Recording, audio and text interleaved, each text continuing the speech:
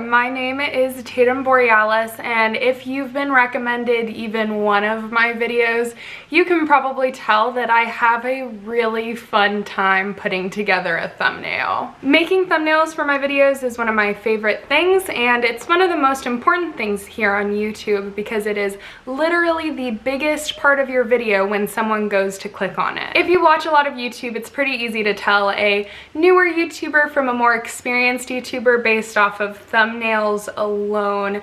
Bigger YouTubers like David Dobrik have a very formulaic way of making their thumbnails, whereas smaller YouTubers have little to no method of doing so. So I thought I would let you in on my simple 6-step little method to making my very interesting thumbnails. Now there are a bunch of different photo editing tools out there, and you're gonna have to find the one that works for you. Some people like Photoshop, PicMonkey, but what I have always used and has always been free to me to use has been Pixlr.com. This website has been an ever-improving resource to me. It used to be that when I was working on a project and something funky with the internet or the browser would happen, I would completely lose all of my work, as you do with these Photoshop web browser alternatives. But recently they've added a project manager of sorts, so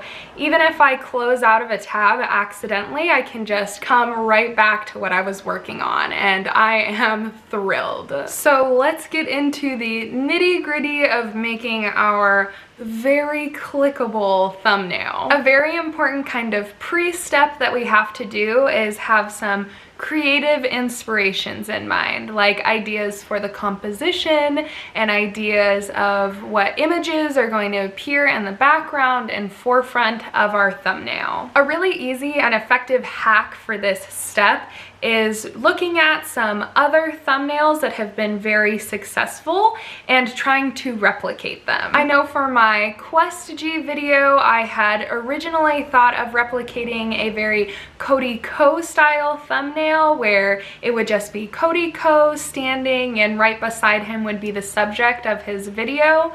But as you can see by the thumbnail of my Quest G video, it's very different than how I had intended it to turn out. And it's very important to be flexible with your ideas for the thumbnail, because sometimes when we get into the actual photo editor, things aren't working out how we thought that they were going to. So don't get mad if your original concept didn't work out, it's just a concept. When we're thinking about the composition of our thumbnail or how we're going to put together our thumbnail, there are only two rules that really matter here, and that is less is more and bigger is better. There are of course exceptions to this rule. Someone I think of is Curtis Connor, who has these very cluttered, eclectic thumbnails, but he doesn't need to have highly readable thumbnails, and that's just because he's Curtis Connor. As a smaller creator, there's some unique things you have to keep in mind about your thumbnails, like where your videos are even going to be showing up. If they're just showing up in search, they're showing up as these very tiny little thumbnails, so they need to have very readable elements in them from any size. As smaller creators, we also have to think about the fact that we do not have trust established with a whole lot of people across this platform, so we need to be very clear with what our thumbnails are saying about our videos. It is tried and true that large faces work exceptionally well in getting people to click on YouTube videos, so I always like to follow the rule of having at least one large face, my own, in all of my YouTube thumbnails. So we're going to be working on my thumbnail for my video next week, which is going to be on looking into the possibility of Emma Chamberlain being a supervillain, and here are some of the photos that I'm thinking about using in that thumbnail.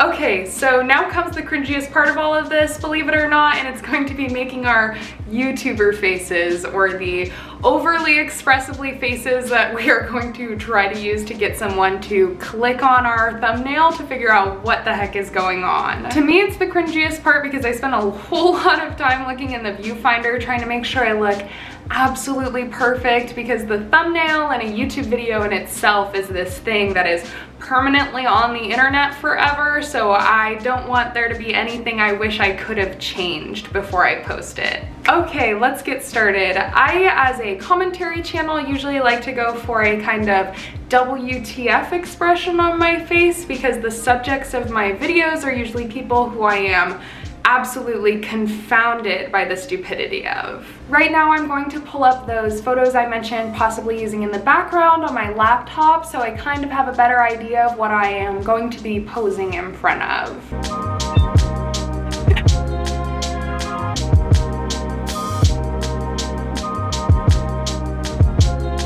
So now we pray that we got a good enough pose and we go put this on our computer. Welcome to my gamer cave where we're going to be moving on to step 2 of making our thumbnail. Step 1 was of course taking those funny faces, and now we're going to retrieve some stills of those funny faces.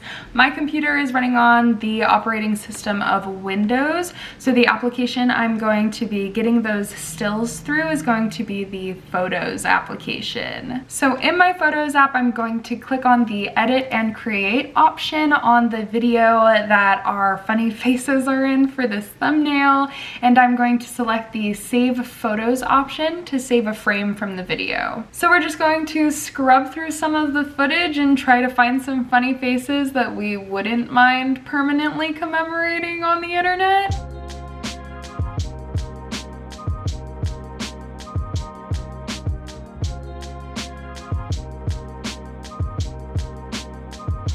Okay, so now I'm going to go through some of the stills that I took and take note of what some of my favorite ones are. Okay, so the ones I'm kind of considering right now are 11, 10, 9, 6, 4, and 2. 11, 10, 9, 6, I don't like 6 that much. Yeah, 6 I just wrote fine next to. 4. I like 4. And 2. I look like pretty frazzled in 2. Which can be good. 4. Oh, even more what the what. 6 I didn't like that much. 9. 9 is good. I'm not looking at the camera very directly. Yeah, I just wrote that it was okay. 10, I kind of have an idea for something I could do with 10, but I'm not sure that I care that much about it. 11's pretty good. So now we finally move on to step 3, which is where we're going to actually be opening up our photoshopping resource. Again, I use Pixlr, and I like to just open up a blank canvas of HD resolution. Step 4 for me is where I like to lay out some of the images that I'm imagining in the background. This is one of the first really creative steps, and it's one of the steps where we really have to make a concrete decision on what we want in the background. So I just dropped all of those photos in as layers, and I'm gonna kind of mess around with them and see what I want to do.